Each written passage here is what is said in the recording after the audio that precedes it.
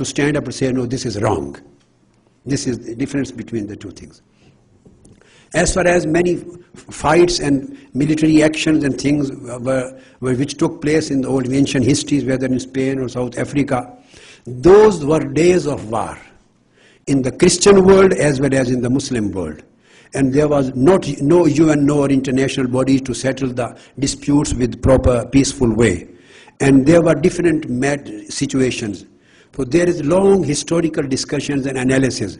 But the basic theme is that as starting from the very, very old era, even in the Greek time and before that, and even when the pagan Arab society came, the Byzantine time and the Islam was emerged, and after that the Umayyads and Abbasids, on the Christendom, the Christian world, all these centuries were the centuries of settling the issues through war.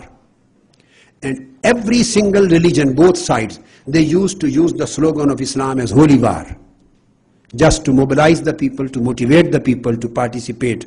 And there were political motives, but Islamic slogans were normally being used by Christian world as the same way as by the Islamic world.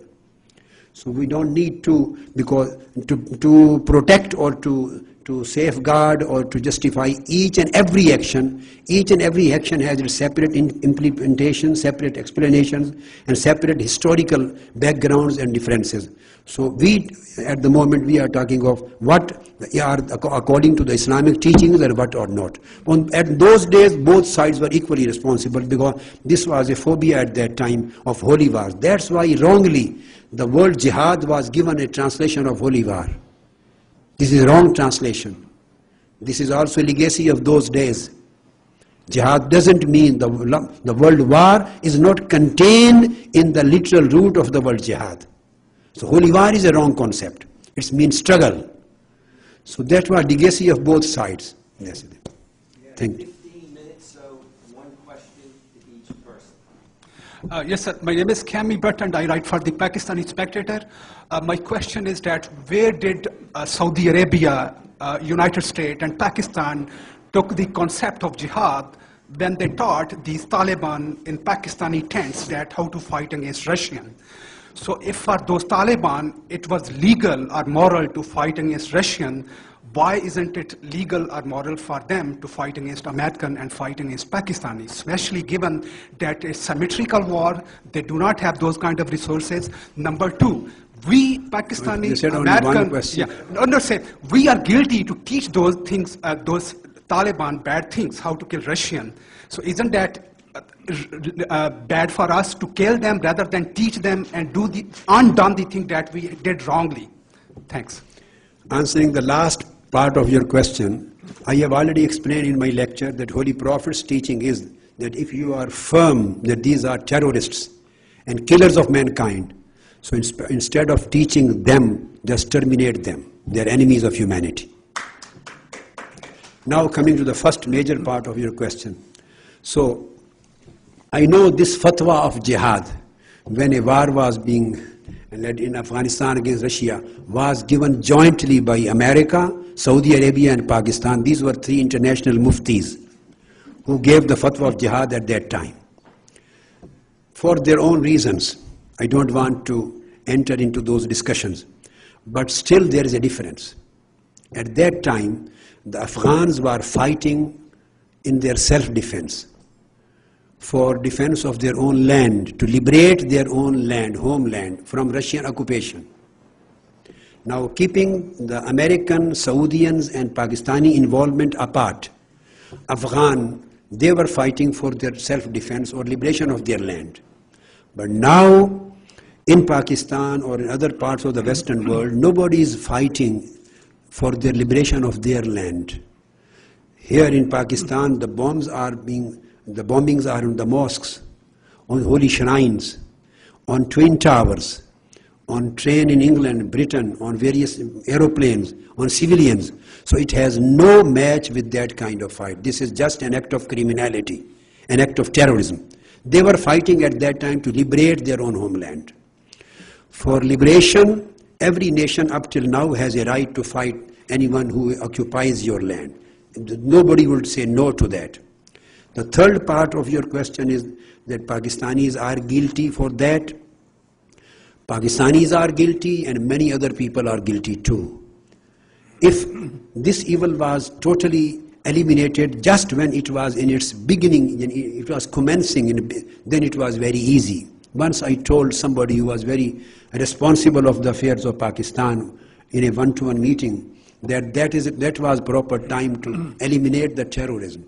If you don't eliminate them now, after 5, 7, 10 years, they will reach the stage when your own existence and capital would be in danger. It would be very difficult. So this terrorism and extremism, terrorism does not come into existence in one night. It has a long journey. It starts from non-violent extremism. This is the foundation. And unfortunately, up till today, all nations of the world, without any difference between East and West and Islamic and Western countries, I would say all nations of the world, up till today, are committing the same mistake. They are not concentrating on the foundation. Non-violent extremism is not being addressed up till now. And they're not trying to understand that the violent extremism and radicalism and terrorism emerges from this soil. So non-violent extremists in ideology, in theology, in way of thinking, they are free everywhere. Rather, they are most reliable people in the world. And when it emerges into, converts into radicalism or terrorism, then we start fighting the terrorists. So I think this war of terrorism, we can't succeed in it.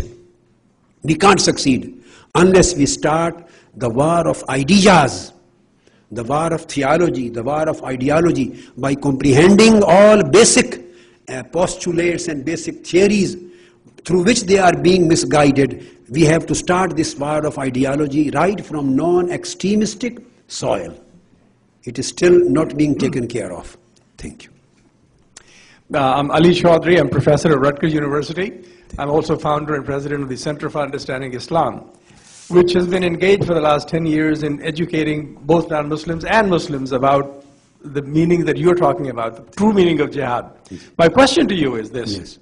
If we still have religious leaders and institutions in Islamic countries, whether it's Pakistan or other places, that are advocating the extremist ideologies and using jihad to justify, or due to the meaning of jihad, to justify suicide bombings or other activities, what are you as a leader doing to change the mindset of those people who are being trained in these institutions?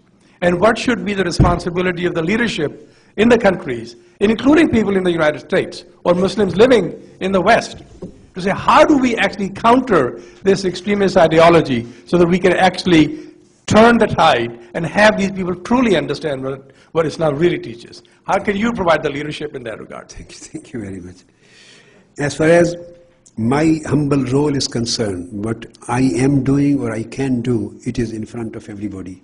I'm traveling all over the world from east to west and discussing the same subject, propagating this message of Islam and peace to the whole world, Muslims and non-Muslims, and condemning the acts of terrorism, substantiating with the authorities of Quran and Sunnah, and trying to change their mindsets. What we can do, we have to differentiate between two groups. One is those who have already been totally brainwashed, and they are already suicide bombers and they are terrorists, they are brainwashed, and now you can't change their mindset, except if Allah wills, God wills. They are few in number. As far as the overall, when we consider the Muslim world, very, very few, very small minority, those who are already suicide bombers or attackers. Majority, millions of the Muslims and youngsters and youth, they have not yet become suicide bombers and terrorists, but they are on the same way, same path. So they are accessible to them. Internet, the media, information, the blogs, the discussions, and the speeches, and the literature, and the propagations and messages all over the world, they are reading always, and they are being disturbed out of the political situation. And the extremist people, they exploit the issue of political situations, and in order to make their particular mindset to to motivate them to bring on this side. So what we can do, and I am doing, and we should do, we should address particularly those millions of youth in the Muslim world, in the Western world, those who are accessible to radicalism and extremism. They are would-be suicide bombers, or they can be would-be terrorists. We can stop them from becoming this. We can stop them by changing the mindset. How we will do that and how I am doing. The reason is that there are certain institutions, when you ask, are there certain leaders or religious people or institutions doing this? Answer is very briefly, yes. I don't say no. Yes. What they do, not only institution, the media itself is a very big institution. Your internet and the people are being taught, all these ideas are spreading all over the world. So they are parroting Quranic verses with wrong interpretations. قَاتِلُوهُمْ قَاتِلُوا أَئِمَّةَ الْكُفْرِ, without any context. As I explained everything, that you have to, and they parroted some hadith of qital and jihad, just the reward. They have been given just concept of martyrdom. Martyrdom. They are martyred.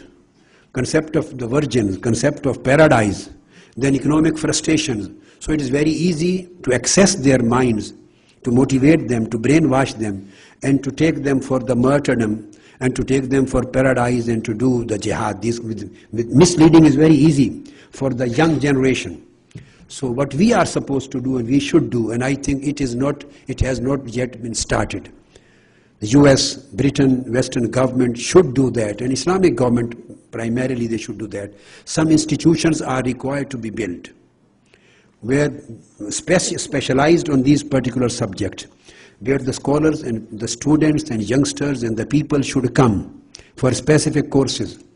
They can run for 1 month course, 3 month course, 6 months course, 1 year course. More than that depends upon their availability and how much the people want to learn. So that they may understand that all ideology which was inculcated in their mind was totally wrong. They shouldn't try to understand through Quran and Sunnah. Since they are Muslims, they will understand the language of Quran and Sunnah, which is wrongly communicated to them and interpreted to them. You have to give them the right message of Quran. Then these people take them away from classical interpretations. They just take them to the textual wordings. That's it. So they don't go towards the context. They don't read the tafsir books, exegesis. They go to the commentaries of the hadith and the authorities of Islam and hadith, tafsir and fiqh and aqidah. 1400 years, those who have passed on this knowledge from generation to generation up till now, they are totally unaware of these things. So these academies or institutions should be built up where they should be taught the real, all those verses should be taught with exegetical interpretations. Concept of what is concept of jihad, what is Darul Harb, what is Darul Islam, what are the rights of the non-Muslims, what are the conditions required for the qital, lawful war, what are the conditions which make an act of killing and criminality or terrorism. So what are the relations between the two, human rights, democracy, peaceful living, interfaith harmony. Minhajul Quran is, I would say, is the only one Islamic organization, worldwide organization in the whole world, which can claim for the